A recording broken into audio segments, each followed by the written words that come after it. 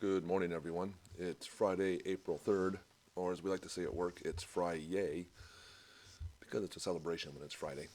Every day is a celebration, though. First thing I want to say is happy 29th birthday to my sister Paula Vance. She's celebrating 29 years of life today. Uh, some announcements.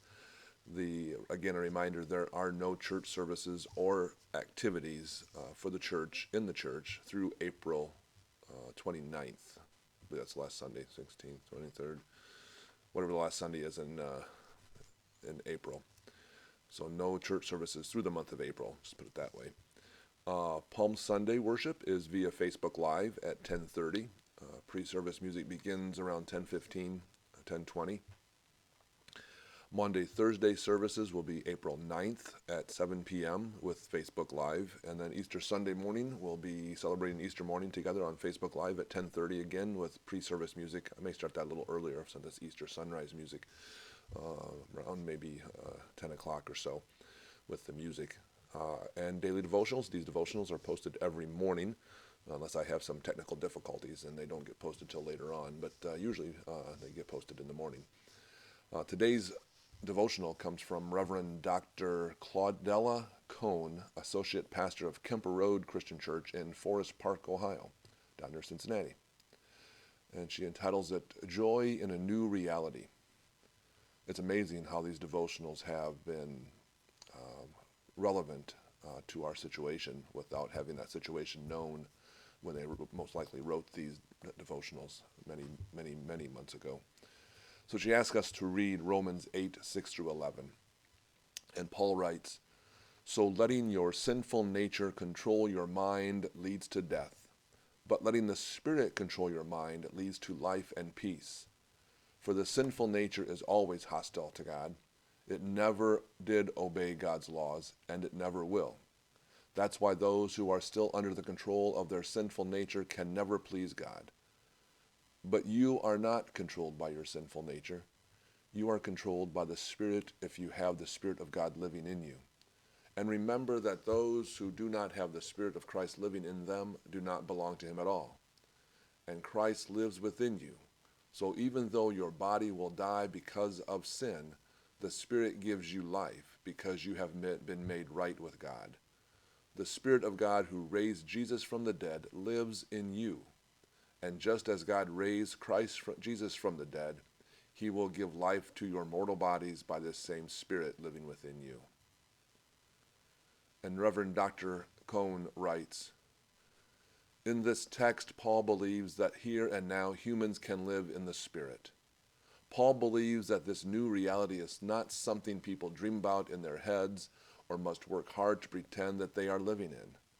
It is not a reality that exists somewhere else or in the future. Paul is certain that it is real, it is here, and it is now. Paul is convinced that because of Christ's life, death, and resurrection, that a new reality exists. This is not to say that people continuously have occurrences of spiritual gifts, such as speaking in tongues or prophesying.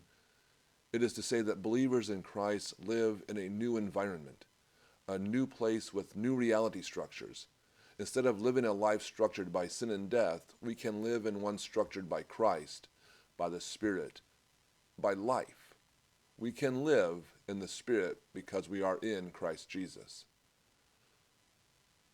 The flesh here in this text refers not to the skin of our bodies, but to a way of living in a universe that is dominated by death. The flesh is for Paul a force that works alongside sin and death. The purpose of the flesh is to produce death and hostility to God. The flesh seeks to confine people in a way of life that has everything to do with death. Paul helps us to recognize that because we are in Christ, we have been unshackled from the flesh. We do not need to live our lives that are turned towards death and away from God. But because of Christ's death, our life, death, and resurrection, and by virtue of living in Christ, people are liberated from the flesh and freed to live in the Spirit. We need to open our eyes, even though we are already believers, to the reality of where we are. We are in the Spirit, and so we can allow our deepest desires and focus our lives to be about God's life and peace. This Spirit is in us. It is the Spirit of God that lives in us. In this new reality, God has made available God's own Spirit through the work of his own Son. God's Spirit is the Spirit of life and the power of life.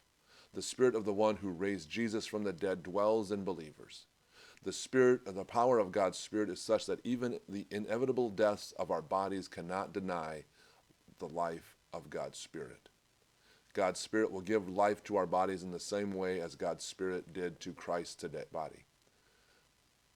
I thank Dr. Reverend Cohn for those words. I'll admit, the ability to stay at home, to shelter in place, becomes difficult, and is becoming more difficult, isn't it? The first week or few days there, it was almost a relief to say, hey, I have to stay home and not have to feel pressured to continue to move and go. But it's beginning to be a different reality.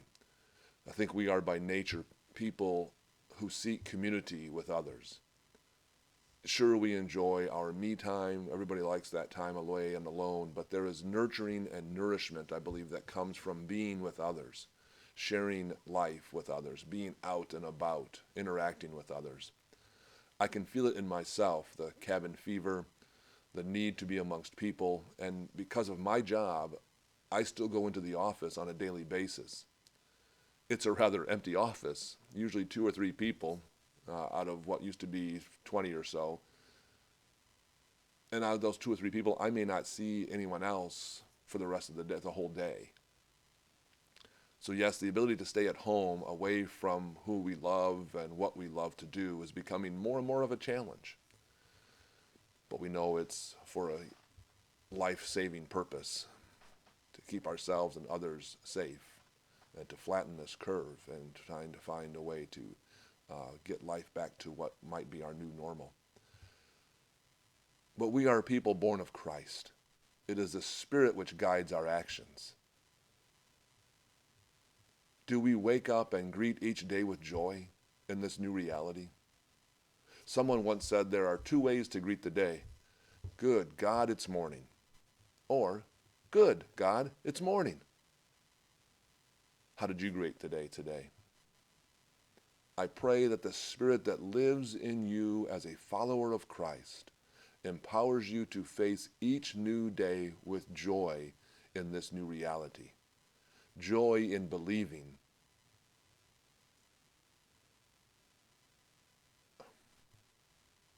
that a new day is upon us soon. So I pray that you rise and shine and greet the new day. Good God, it's morning. Continue to care for each other and yourself. Be safe, be healthy, and know you are loved. God bless you.